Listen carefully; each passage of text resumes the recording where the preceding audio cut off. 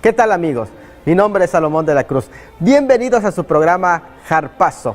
En nuestro programa anterior hablamos de los sinónimos acerca del arrebatamiento de la iglesia y presentamos un ejemplo muy claro, la vida de Enoc. Aunque dejamos en claro que nuestra ilustración del Antiguo Testamento no puede fundamentar una doctrina que solo fue revelado plenamente hasta la llegada del Nuevo Testamento, no obstante, sí puede ser tomado como un ejemplo. Este es el caso de Enoc, el cual presentamos en nuestro programa anterior. La historia de Enoc es una historia de esperanza. Enseña que el destino humano no es la eterna separación de su Creador. Existe la posibilidad de regresar al jardín, al paraíso de Dios. El programa de Dios es la vida, no la muerte. Mientras las otras personas que caminaron sin Dios tienen como fin la muerte, Dios enseña con la vida de Enoc que la monotonía de la muerte puede romperse, pues existe una alternativa. Enoc optó por esa alternativa y no murió, sino que prefirió caminar con Dios y finalmente fue arrebatado, removido de la tierra y transportado al cielo, traspasando las esferas de la existencia terrestre. En Dios tenemos la posibilidad del elemento sorpresa. La rutina agobiante y opresora no debería esclavizar nuestra vida. Hay una alternativa que rompe con esa rutina. Esta alternativa tiene sus raíces en una relación especial con Dios, un caminar con Él, siguiendo fielmente sus pasos. Si esto haces un día, también tú desaparecerás, pues Él te llevará a su eterno hogar. La esperanza de la venida de Cristo con su vida y profecías fue anunciado desde hace unos 6,000 años por este misterioso personaje llamado Enoc, mencionado por Judas, versículo 14. De estos también profetizó Enoc, séptimo desde Adán, diciendo: he aquí vino el Señor con sus santas decenas de millares. Así que el regreso del Señor lleva unos 6,000 años de anuncio. El tiempo se está cumpliendo. La resurrección de los que durmieron en Cristo, la transformación de los creyentes vivos en ese momento y la traslación de ambos se va a dar en el rapto de la iglesia. Enoc es el séptimo desde Adán. El séptimo siempre ocupa un lugar especial. Habla de plenitud, de número completo, de tiempo completo. También en el Nuevo Testamento coincide con el llamado plenitud de los gentiles con el arrebatamiento de la iglesia. Enoc vive 365 años, una vida plena e íntegra, no necesita ser demasiado larga. Fue sacado de la tierra prematuramente para que no se contaminara con el mundo y antes de que cayera el juicio del diluvio. Esto explica la razón del rapto y que será antes de los juicios de la tribulación. Caminó con Dios, indica su vida de obediencia y comunión. Esto se dice de Enoc y de Noé, su bisnieto, 6, versículo 9 de Génesis. Porque otros han caminado delante de Dios, como Abraham, pero Enoc no solo vivió, sino que experimentó una comunión íntima, continua, un caminar que implica una comunión firme y progresiva, y no se trata de algo casual. Este verbo, caminar, indica un ir y venir constantemente. Enoc no murió. En todo el capítulo 5 la narración encierra un círculo vicioso y rutinario. Nacen, engendran hijos, mueren. Enoc rompe esa rutina con un elemento distinto en la narración, un elemento sorpresa, el cual la esperanza del ser humano de que es posible prevalecer contra las puertas del Seol. Y lo mismo que la iglesia se le promete: no todos dormiremos. Enoc desapareció. El hebreo Ajim significa no existió más en forma terrenal, se convirtió en infinito, dejó de contarse entre las personas, porque Dios se lo llevó. Y el hebreo aquí es lakak, tomar, apoderarse, arrebatar, adquirir, llamar. No puede haber más semejanzas con el arrebatamiento de la iglesia, el cual un día no muy lejano desaparecerá, porque Dios mismo se la llevará. Pero hoy hablaremos acerca de los múltiples enemigos y de las falacias que tiene la doctrina del arrebatamiento de sus adversarios. La lectura es de 2 de Pedro 3, versículo 3 al 4. Sabiendo primero esto, que en los posteriores días vendrán burladores, andando según sus concupiscencias, y diciendo: ¿dónde está la promesa de su advenimiento? Porque desde el día en que los padres durmieron, todas las cosas permanecen así como desde el principio de la creación. Al igual que los judíos helenizados o los falsos maestros aquí aludidos, Restaban importancia a la idea de un juicio futuro, conduciendo así a la gente a pecar. La falta de expectación de un juicio futuro conduce a una conducta inmoral y al relativismo moral. La omisión del mensaje escatológico lleva a la idea de inmunidad o ausencia de juicio, el cual lleva a la inmoralidad y a la vida sensual. Es cierto que los hay entre los del mundo, pero el apóstol Pedro habla de lo que se encuentran en el interior de la iglesia y se refiere a los que se burlan de la parucía e intentan ridiculizar a los justos. Estos burladores sarcásticos o detractores se dividen en varios grupos. Primero podemos encontrar los que arguyen que ya vino en espíritu. También se encuentran los que dicen, mi Señor tarda en venir. Están los del grupo que son los que dejan de aguardar la esperanza bienaventurada y los que se burlan, cuestionan o niegan su regreso por sus santos. Uno de los argumentos es que se trata de una doctrina que divide en vez de unir. Así que vamos a escuchar alguna opinión en este video. Nos vamos a un corte y terminamos con este video. Uno de los aspectos más polémicos de esta obsesión con la profecía de la Biblia es las divisiones que genera, el nudo en que es empleada para dominizar a la gente y calificar unos cuantos como los buenos, los que sobrevivirán, y cómo sirve de vehículo para separar en lugar de para unir, y fomentar la solidaridad para trabajar por una sociedad que una sus fuerzas y provea a su gente.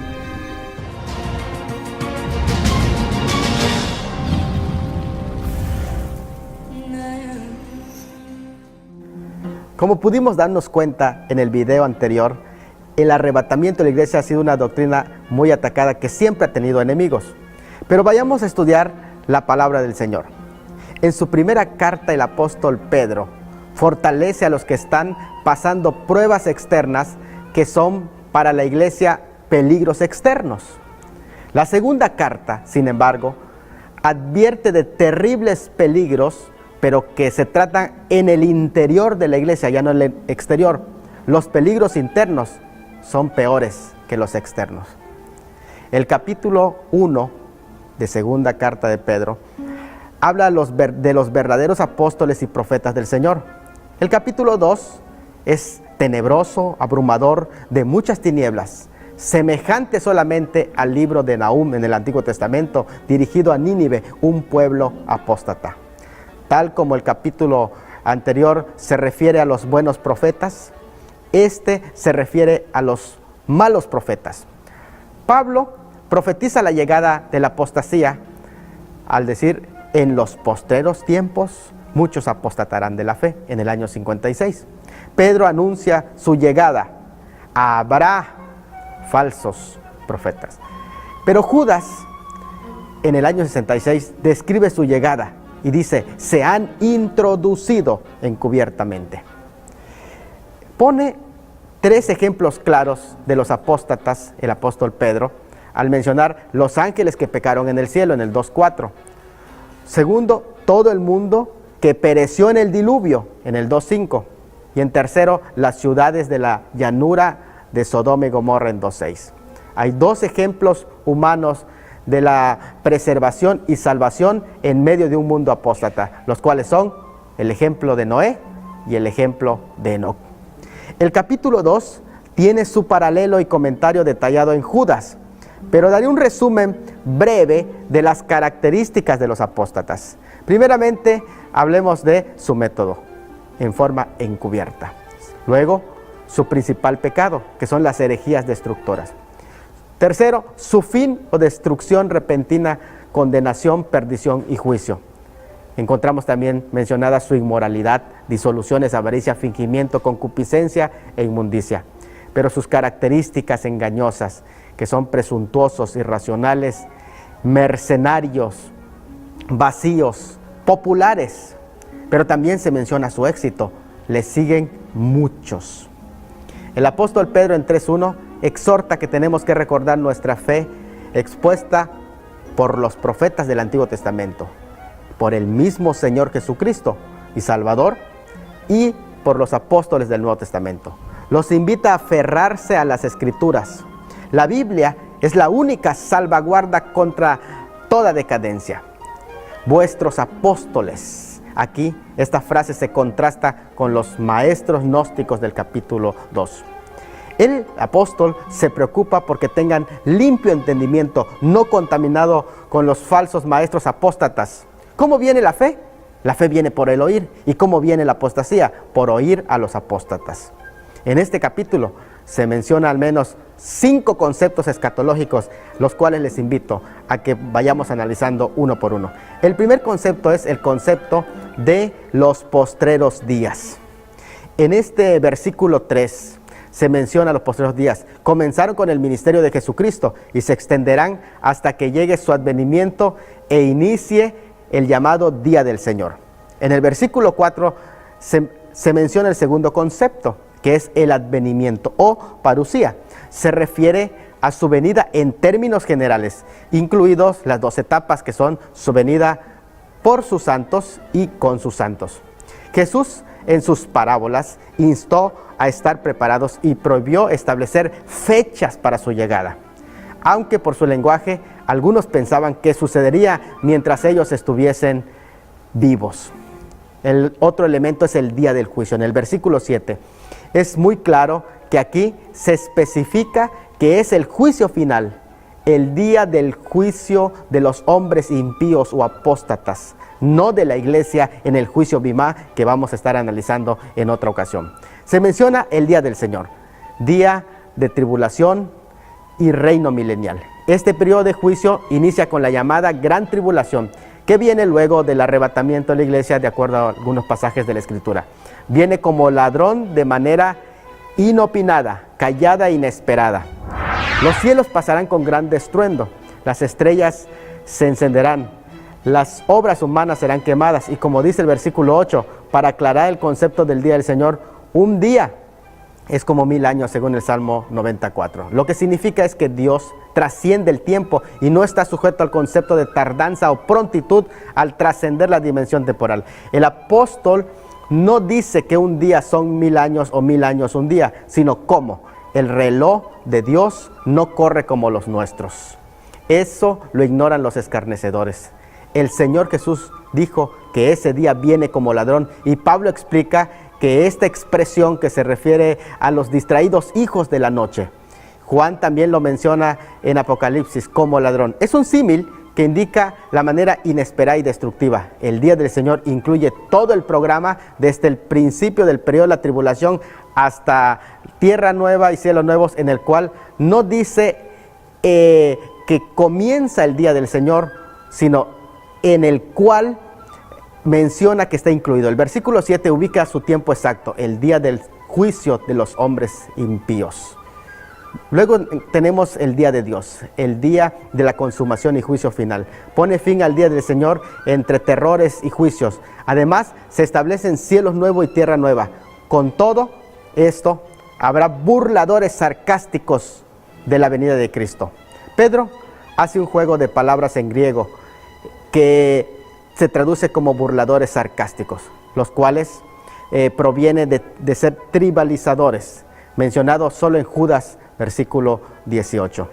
Ellos tienen 2 razonamientos. El primer razonamiento es, Él no vendrá porque todavía no ha venido. El segundo razonamiento es, no sucederá fuera de lo común y corriente, pues nada ha sucedido fuera de ello. Pedro menciona 3 hechos, la creación, el diluvio y el juicio venidero, para probar que Dios sí interrumpe en la historia humana. Dios juzgará el pecado en el tiempo cuando los hombres estaban confiados de que nada va a pasar.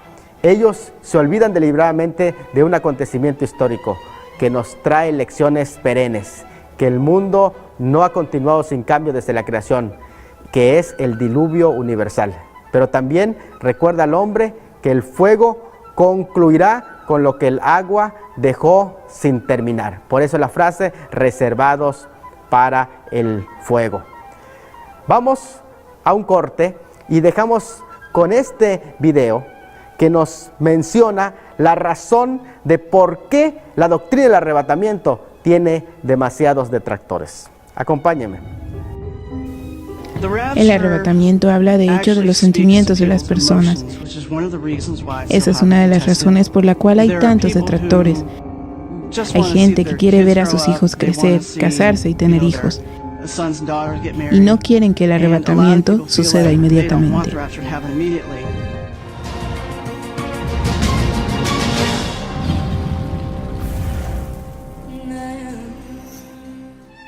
Continuamos con nuestro programa en Harpazo y estamos hablando de la escatología petrina. La discusión referente al futuro es práctica y sugiere cómo vivir el presente. Contrasta con la simple actitud de curiosidad griega. Incluso quienes sufrían en el presente se acogen de manera especial a la esperanza apocalíptica de su regreso, para hallar fortaleza que les hace perseverar en medio de las pruebas aparentemente insuperables en la era presente.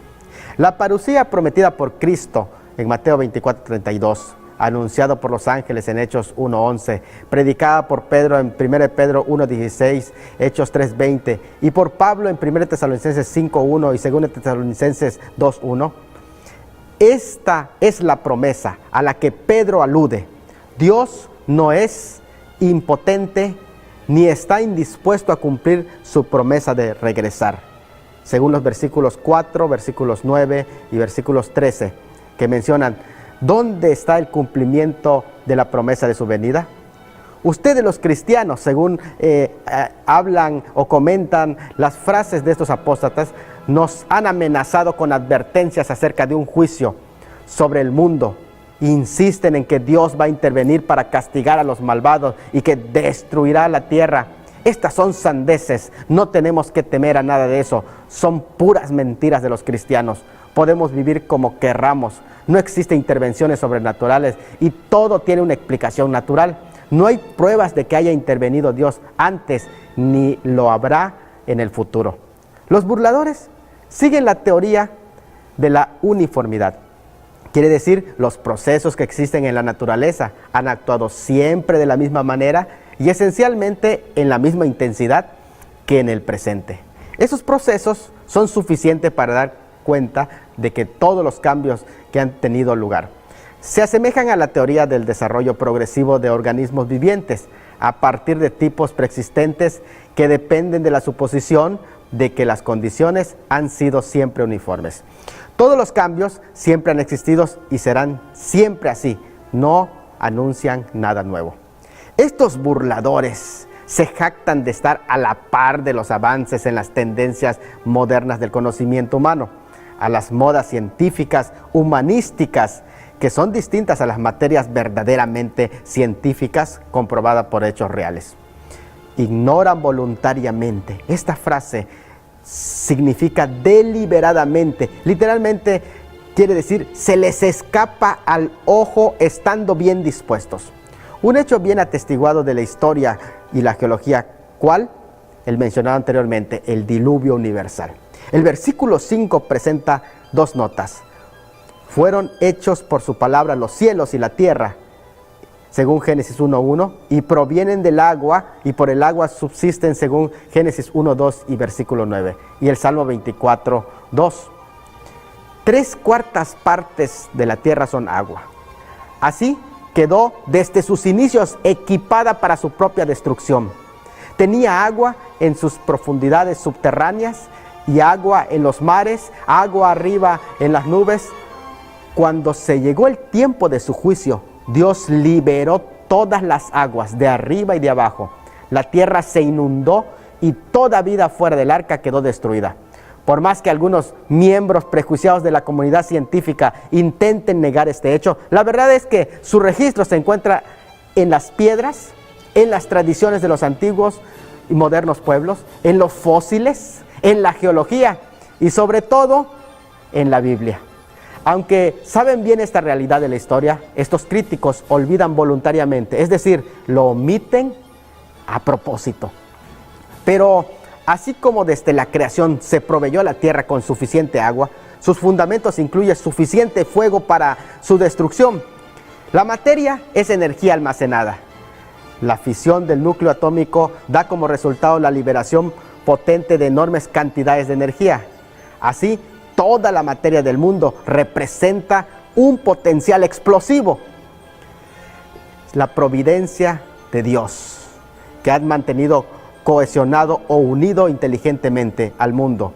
en Él subsisten. Colosenses 1:17.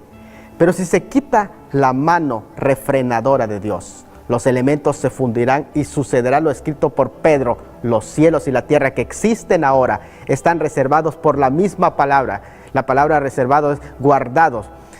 De igual manera, misma mano que guardó al mundo de no perecer en agua mientras su mano lo cuidaba, de igual manera han sido guardados hoy para el fuego en el día del juicio. Solo una pregunta final: ¿por qué el largo retardo de su juicio? ¿Por qué Cristo no ha venido? Primero, por su naturaleza eterna, porque Dios no existe en la esfera temporal como nosotros, por un tiempo determinado por la relación del sol y la tierra, Cronos. Su tiempo, Kairos, es la eternidad. Dios vive en la eternidad. Dios es paciente porque es eterno. Puede expandir un día en un milenio o comprimir un milenio en un día. No tiene problema con el tiempo. Segundo, porque tiene un propósito redentor. Este atributo se le llama la paciencia. Es paciente porque es eterno. Extiende a propósito el tiempo de gracia para que los hombres tengan la oportunidad de ser salvos. Por esa razón, Isaías 61:2 habla del año agradable, pero del día de la venganza. Extiende su longanimidad 1000 años y resume su juicio en un solo día por su misericordia. Por eso se ha esperado muchos años antes de destruir al mundo. Pedro no solo se refiere a su venida, sino que incluye hasta el juicio final conocido por muchos como el fin del mundo, el verdadero fin del mundo.